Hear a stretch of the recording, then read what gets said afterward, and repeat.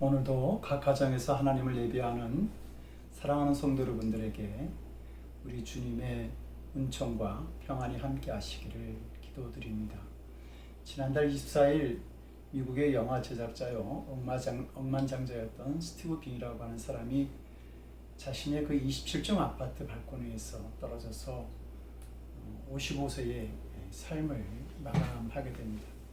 많은 뉴스에서 이 사실을 보도하면서 이 스티브 빙이 왜 그러한 선택을 했겠는가 그러면서 코비드-19을 인한 봉쇄령을 인해서 그가 우울증을 호소하였고 그 우울증을 이기지 못해서 그가 극단적인 선택을 했다 이렇게 보도를 했습니다. 요즘 코비드-19이 우리의 삶 곁으로 점점 가까이 오는 것 같습니다. 그래서 많은 사람들이 이 질병으로 인해서 오는 죽음에 대한 두려움 그리고 소셜 디스턴스로 인해서 오는 그러한 어떤 사람을 만나지 못하는 우울증 그리고 기업과 그 가정 그 직장에서 오는 경제적 빈곤으로 인해 오는 불안 등 이런 것들로 인해서 많은 사람들이 어떤 육체적인 질병뿐만 아니라 정신적인 질병도 앓고 있습니다. 질병이라는 말을 영어로 디지즈라고 하는데 그 디지즈는 얕다라고 하는 디스와 이지, 편안하다라고 하는 그 이지라고 하는 두 단어가 합쳐져서 된 말입니다. 그러니까 우리의 마음의 평안을 빼앗는 것, 그것이 질병이다 이렇게 말하는 것이죠. 우리가 코비드-19로 인해서 많은 정신적 어려움을 겪고 있는데 그렇다고 한다면 바로 우리가 그 질병에 걸린 자, 마음의 평안을 빼앗긴 사람, 어떤 특정한 병에 걸려서 육체적인 병에 걸려서 질병에 걸렸다는 것이 아니라 마음의 평안을 잃어버린 상태이기에 우리가 질병에 걸린 사람들이다 이렇게 말할 수 있는 것입니다. 이스라엘 백성들이 430년에 애굽에서의 노예 생활을 끝내고 가나안 땅을 향해 출발하죠. 그러나 그들이 앞에는 홍해, 뒤에는 바로의 군사들이 쫓아오는 죽음의 위기에 처하게 됩니다. 그래서 그들이 애굽에서 하나님께서 그들을 위해서 행하셨던 그 10가지 재앙, 놀라운 역사들 그리고 그들이 하나님의 역사에 동참하기 위해서 어린 양을 잡고 문설주에 피를 발랐던 그런 믿음의 고백들을 다 잊어버린 채 바로 하나님과 모세를 향해서 원망을 하죠. 그러면서 말합니다. 애굽에 매장지가 없으므로 당신이 우리를 이끌어내어 이 광야에서 죽게 하느냐. 애굽 사람을 섬기는 것이 광야에서 죽는 것보다 낫겠노라 이렇게 이야기합니다. 어쩌면 우리가 처한 상황이 이 이스라엘 백성들과 비슷한 상황이라고 하는 느낌이 듭니다. 그래서 어떤 사람들은 말하죠. 사방으로 우겨싸임을 당하는 이스라엘 백성들이 하나님을 원망했듯이 우리가 코비드-19 우리의 삶에서 맞이하는 수많은 어려움 속에서 우리가 하나님을 원망하는 것 그것이 당연한 것이 아닌가, 믿음의 시험에 드는 것이 당연한 것이 아닌가 이렇게 말들을 합니다. 그런데 오늘 우리가 봉독한 이 성경 말씀은 이러한 우리의 생각이 잘못되었다고 우리에게 지적해 줍니다. 왜냐하면 야곱이 하나님을 만났던 곳이 아버지의 보호하심이 있는 어떤 집이나 어머니의 풍성한 그 리브가의 사랑을 받았던 그런 가정이 아니라 광야였기 때문입니다. 야곱이 아버지 이삭과 형 에서를 속이고 장자의 축복권을 빼앗아서 그래서 집을 나와 삼촌 라반의 집으로 지금 도망을 하고 있는 중인데 그가 광야에서 맞이한 저녁에서 노숙을 이제 청하게 됩니다. 야곱으로서는 평안한 집을 떠난 적이 없었기 때문에 광야에서 잠을 청한다라고 하는 것은 정말로 힘들고 외롭고 고독한 그런 시간들일 수밖에 없었습니다. 그런데 그 황량한 땅, 아무도 주위 없는 그 땅에서 그는 하나님을 만나게 되죠. 그는 돌로 베개를 하고 잠을 청하게 되는데 꿈속에서 땅에서부터 하늘로 난 사닥다리를 보게 되고 그리고 그 사닥다리를 천사들이 오르락내리락 하는 것을 봅니다. 그리고 하나님의 음성을 듣죠. 나는 여호와니 아브라함과 이삭의 하나님이다. 성도 여러분, 우리는 신앙을 지키기 어려운 것이 광야다 이렇게 생각을 합니다.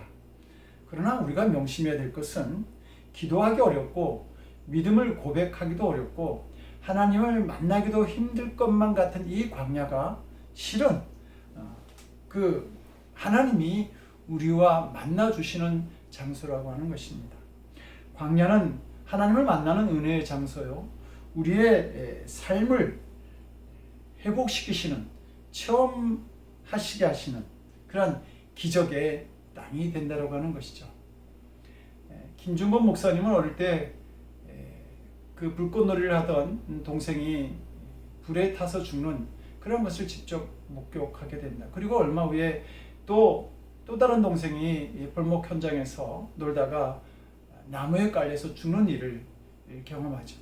그리고 일제강점기에는 징용을 피해서 도망 다녀야 했고 6.25 동란 때는 가족들이 끌려가서 죽는, 그리고 자기도 인민재판을 받다가 겨우 살아나는 참으로 힘든 일들을 겪습니다. 그리고 세월이 흐른 후에 그 교감으로서 착하게 살던 그 동생이 그 딸 넷을 남겨놓고 간암으로 죽는 일을 또 경험하고, 사랑하는 딸이 이유암으로 죽으면서 손녀 2명을 남겨놓는 참으로 처참한 고통스러운 삶을 이 김중건 목사님은 계속 살아가게 됩니다. 그 후에도 여러 가지 어려운 일들을 경험합니다.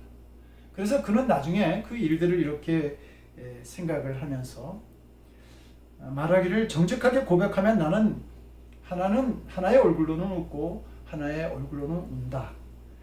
옆을 보면 정신찰랑증에 걸릴 것 같고 위를 보면 현기증이 나고 내 안을 들여다보면 죄와 추한 것들이 있고 과거는 회한과 슬픔뿐이고 미래는 불확실하고 불안하다. 그 삶 자체가 광야였던 것입니다. 그러나 그분은 이 광야 같은 세상에서 그것을 바라보면서 눈물을 흘렸을지 모르지만, 그러나 나와 함께 하시는 하나님, 예수 그리스도 통해서 나에게 구원을 허락하신 그 놀라운 은총을 생각하면서 그분은 힘을 내고 웃을 수 있었던 것이죠.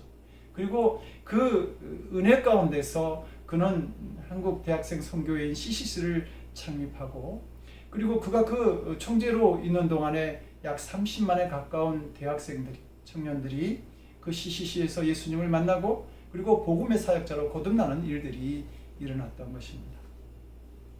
성도 여러분, 우리는 세상을 살아가면서 수많은 광야를 만나죠. 우리는 이번 주 현장 예배를 드리려고 했습니다. 그러나 확산되어지는 코비드-19으로 인해서 우리는 잠시 그 모여서 드린 예배를 연기합니다. 이 일을 보면서 어떤 성도님은 내 눈에서 눈물이 난다, 그런 아픔을 표현하기도 했습니다. 지금 우리는 사업을 해도 전례 없는 불경기를 경험하고 다니던 직장에서 어려움을 만나서 못 다니는 사람들도 있습니다. 가정에서는 배우자와의 어떤 문제를 인해서 힘들어하고 기대했던 자녀들이 그것에 부응하지 못함으로 실망감을 얻는 그런 아픔도 있을 것입니다. 때로는 크고 작은 질병 속에 있게 되겠죠. 이런 여러 가지 어려움을 겪으면서 정말 이것이 사는 것인가라고 하는 어떤 회의가 들 것이고, 그러다 보면은 우리는 어떻게 하나님께서 믿는 우리에게 이렇게 어려움을 주시는가, 힘든 세상을 허락하시는가, 그렇게 하나님을 원망하고 부인하고 믿음의 길이 흔들리는 그런 마음을 가지게도 되는 것입니다. 근데 사랑하는 성도 여러분, 믿음의 사람들은 그들의 삶이 평안할 때 하나님을 만났던 것이 아니라 광야 가운데 있을 때에 그들이 더 깊이 하나님을 만났던 것을 성경은 증거하고 있습니다. 모세는 미디안 광야에서 하나님을 만나죠. 다윗은 광야에서 양을 치면서 하나님을 만난, 엘리야는 자기 목숨이 어떻게 될지도 모르는 그 갈멜산을 위해서 역사하시는 하나님을 만나고, 예수님의 제자들은 밤새도록 수고했는데 보이는 것이 빈배뿐인 그곳에서 예수님을 만납니다. 어떤 사람은 38년 된 병 속에서 예수님을 만나고, 어떤 여자는 가늠하다가 붙잡힌 현장 속에서 죽을 수밖에 없었지만 거기서 예수님을 만나는 일을 경험합니다. 바울은 아라비아 광야에서, 그리고 스데반은 돌에 맞아 순교할 때 하나님을 만나는 일이 일어나죠. 그리고 그들은 달라집니다. 하나님의 백성이 되고 민족의 지도자로서의 자신들의 삶을 살아가게 됩니다. 심지어 우리 주님도 공생애를 앞두시고 40일 동안 광야에 가셔서 그 삶을 준비하시고 우리에 대한 구원을 완성하시게 됩니다. 제가 세브란스 병원에서 유암 수술을 받게 될 때에 수술을 받으러 들어가는 마음이 결코 편치 않았습니다. 제가 한 번은 그 심한 질병에 걸린 그 성도를 수술실로 보낸 적이 있는데 안 좋은 결과가 있었던 적이 딱 한 번 있었습니다. 꼭 그런 느낌으로 수술실에 들어가는 그러한 기분이 들었습니다. 그런데 그 수술실로 들어가는, 침대에 누워서 수술실로 들어가는데 그 천정에 이사야서 43장 1절 말씀이 있었습니다. 너는 두려워하지 말라. 내가 너를 구속하였고 내가 너를 지명하여 불렀나니 너는 내 것이다. 그 말씀이 얼마나 그때 제 마음속에 깊이 다가오는지 깊은 은혜를 받으면서 평안한 마음으로 수술실로 들어갈 수 있었습니다. 유암이라고 하는 그 광야 속에서 말씀의 깊은 은혜를 경험하고 나를 위로하시는 하나님을 다시 만나게 되었던 것이죠. 까를로 까레토라고 하는 그 신학자는 도시 속의 광야라고 하는 책을 썼는데 그는 그곳에서 그 책에서 성도들에게 말합니다. 나날의 생활 속에 광야를 마련하라. 매일의 삶 속에서 광야를 마련하라. 이렇게 말하면서 광야는 하나님을 만나는 자리, 하나님이 혼존하시는 자리다. 그리고 그 광야는 태초에 말씀이 흐르고 있고 그 말씀이 들리는 곳이며 광야에서는 하나님의 말씀에 크게 다가오기에 광야에서는 숨어있는 하나님의 말씀을 캘 수 있는 장소라고 그렇게 얘기하죠. 그러면서 우리들에게 권면합니다. 그대가 만일 광야에 갈 수 없다고 한다면 그대의 생활 가운데 광야를 만들기를 원합니다. 사랑하는 성도 여러분, 이제는 광야와 같은 처지를 보는 눈이 좀 바뀌었으면 좋겠습니다. 복을 누리는 사람들은 광야에서 하나님을 만나죠. 그러나 복을 차버리는 사람은 광야에서 하나님을 떠나는 사람들인 것입니다. 우리가 광야에 있다는 것이 문제가 아닙니다. 그 광야가 바로 하나님을 만날 수 있는 곳이라고 하는 사실을 깨닫지 못하는 것이 더 큰 문제가 되는 것입니다. 오늘 본문 12절을 보니까 그 땅에서 하늘까지 사닥다리가 이렇게 연결되어 있고 천사들이 오르락 내리락 했다, 이런 말씀이 있습니다. 그러니까 하나님의 사자가 이 야곱과 늘 함께 하였던 것이죠. 야곱이 아버지 이삭의 집에서 편안히 있을 때에도 함께 하였고 또 야곱이 그 집을 떠나 나와서 광야의 삶을 살아갈 때에도 하나님은 그와 함께 하셨던 것입니다. 그런데 야곱이 몰랐습니다. 왜냐하면 하나님에 대한 관심이 없었던 것이죠. 야곱이 오늘 하나님을 만나는 이 자리, 이 잠자리에서도 잠자리에 들기 전까지도 그가 가졌던 것은 장자의 축복권이었습니다. 왜냐하면 장자라고 하는 것은 그 축복권을 가지게 되면 다른 자녀들보다 2배 내지 3배의 더 많은 그 유산을 물려받을 수 있었기 때문입니다. 그래서 이 야곱은 이 장자의 축복권을 받기 위해서 거짓말도 하고 술수도 부리는, 모략도 만드는 그런 정말 커닝맨이었던 것이죠. 그러던 그가 이 광야에서 하나님을 만나게 되었을 때에 너무 놀라서 그가 그 자리에서 벌떡 일어납니다. 그래서 말합니다. 여호와께서 과연 여기 계시거늘 내가 알지 못하였도다. 두려워하여 가로되 두렵도다. 이곳이 다른 것이 아니라 하나님의 전이고 그리고 이는 하늘의 문이로다. 이렇게 고백을 합니다. 성도 여러분, 이 야곱의 고백이 우리의 고백이 되었으면 좋겠습니다. 이곳이, 내가 있는 이곳이 하나님의 전이고 하늘의 문이구나. 이런 은혜가 우리에게 있었으면 좋겠습니다. 어떤 분들은 이렇게 말하죠. 그래도 야곱은 그 꿈속에서 하늘의 문이 열리고 사닥다리가 하늘까지 연결되어 있고 천사들이 오르락 내리락하고 하나님의 음성도 듣지 않았냐. 그러나 나에게 무슨 하나님이 함께 하신다는 증거, 하나님이 계시다라는 증거가 나에게 어떤 것이 있었는가, 이렇게 질문할 수도 있을 것입니다. 그런데 예수님은 요한복음 15장 26절에서 이렇게 우리에게 말씀하시죠. 내가 아버지께로서 너에게 보낼 보혜사 곧 아버지께로서 나오시는 지혜의 성령이 오실 때에 그가 나를 증거하실 것이요. 이렇게 말합니다. 그가 오신다라고 하는 것은 우리 어디에 오시느냐? 우리의 마음속에 오신다라고 하는 겁니다. 성령님께서 우리의 마음속에 찾아오시고, 그리고 그 성령님께서 우리의 마음속에 계시기 때문에 예수님이 나를 위하여 십자가를 지셨고 나의 구원을 위해서 돌아가셨으며, 그리고 나의 구원을 완성하셨다라고 하는 사실이 믿어지는 것입니다. 바울은 고린도전서 12장 3절에서 성령으로 아니하고는 누구든지 예수를 주시라 할 수 없느니라 이렇게 말합니다. 성령님이 내 안에 계시기 때문에 예수님이 나의 주라고 하는 것이 믿어지는 것이고, 하나님을 아버지라고 부를 수 있는 것이죠. 성령께서 내 안에 계시는 그런 성도들은 찬송을 부르거나 들을 때에, 그리고 성경을 읽을 때, 설교를 들을 때, 기도를 하게 될 때에 하나님의 은혜를 느낄 수 있게 되는 것입니다.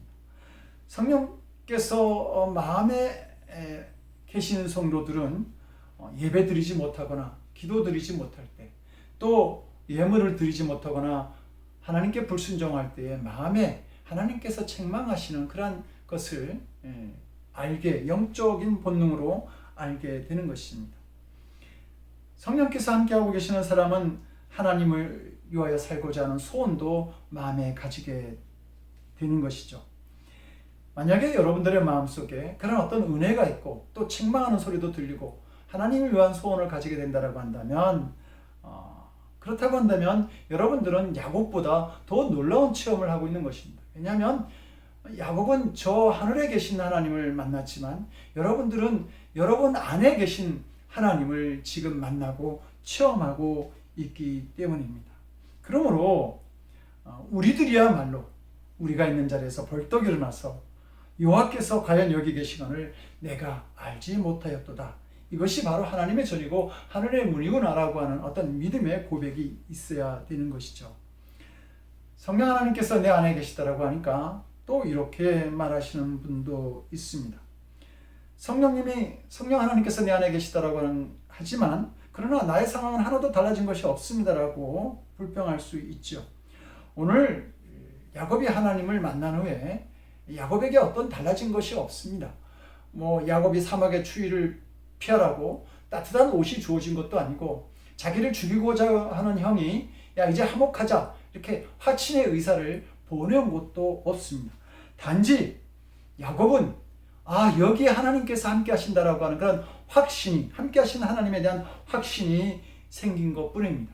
그 확신이, 믿음의 확신이 야곱을 바꾸어 놓았고 야곱의 인생을 바꿀 수 있었다라고 하는 것입니다. 하나님께서 야곱에게 여러 가지 말씀을, 야곱을 만나고 난 다음에 여러 가지 말씀을 주시죠. 그리고 그 마지막 15절에서 그렇게 이야기합니다.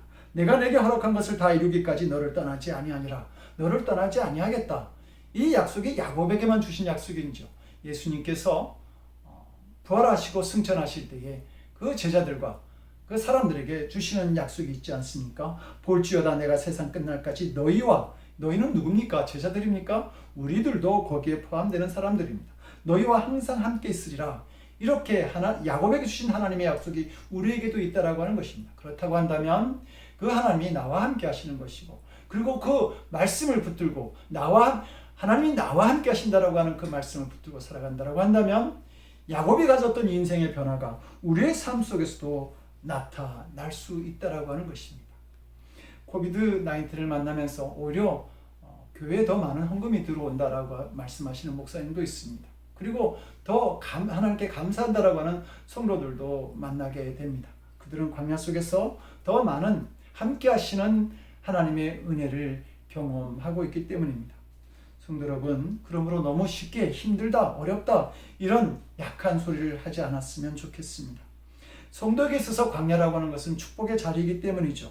지금 만약 편하게 잠들 수 없다라고 한다면 그 자리에서 일어나십시오. 벌떡 일어나십시오. 왜냐하면 그 자리가 하나님께서 함께하고 계시는 자리이기 때문입니다. 그리고 그러므로 일어나서 무릎을 꿇을 수 있어야 됩니다. 이것을 깨닫는 순간 우리도 야곱처럼 벌떡 일어날 수 있습니다. 모든 두려움이 사라지고 슬픔도 고통도 낙심도 사라지게 됩니다. 사랑하는 성도 여러분, 사방으로 우겨싸임을 당하는 것만 같은 이 광야 같은 세상에서 하나님은 지금도 나와 함께 계셔. 라고 하는 이 믿음의 확신을 가지고 살아갈 수 있는 그러한 사랑하는 성도들이 되시기를 주님 이름으로 간절히 축원드립니다. 기도하겠습니다. 임마누엘의 하나님, 광야 같은 세상에 하나님이 나와 함께하고 계심을 확신할 수 있는 사랑하는 늘 푸른 교회 성도들 될 수 있도록 주여 은총을 베풀어 주시옵소서. 그 확신이 말씀에 굳게 서게 하시고 저들의 삶을 변화시키는 은혜를 경험하도록 주여 도와주시옵소서. 이제는 성자, 성부, 성령 삼위일체 하나님의 거룩하신 역사하심이 이 코비드-19이 덮고 있는 광야 같은 세상에서 하나님이 나와 함께 하신다라고 하는 확신을 가지고 살아가며 자신의 삶을 바꾸기를 원하는 거룩한 성도들 머리 위에 저들의 가정과 삶의 곳곳 위에 지금으로부터 영원토록 함께 하옵시기를 간절히 축원드리옵나이다.